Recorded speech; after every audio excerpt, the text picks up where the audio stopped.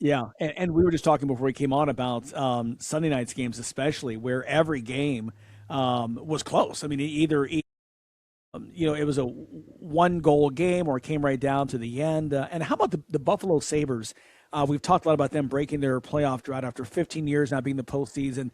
They're finally in the dance, and boy, they came out in just a thriller in Game One the other night.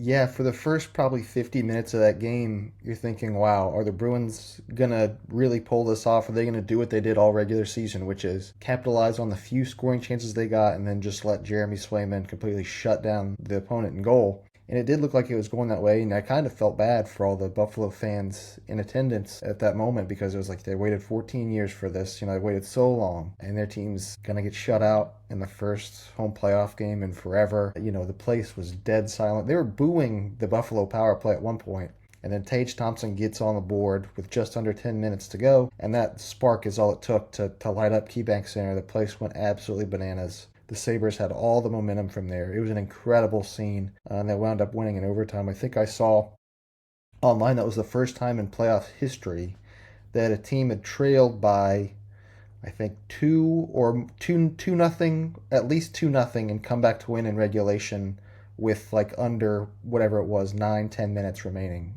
So it was quite a scene there in Buffalo, and that's going to be a fun story to watch throughout. Yeah, how about a what down 3-1 with 8 minutes to go, and Thompson gets the two goals to tie it, and then of course the game winner there by Alex there toward the end, at the 1 minute left in the game. Yeah, it was Tage Thompson is really, especially this year, he was instrumental in Team USA winning the gold medal. He's playing as good a hockey as he's played in his career, and that's a pretty high bar because he's been very good for the last several years.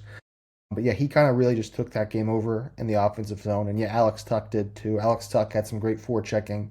Tage Thompson was great around the net, and then Matthias Samuelsson, who got that third goal for Buffalo, has been a real breakout performer for them this year. So yeah, everybody that kind of had been leading the charge in Buffalo stepped up there toward the end of the game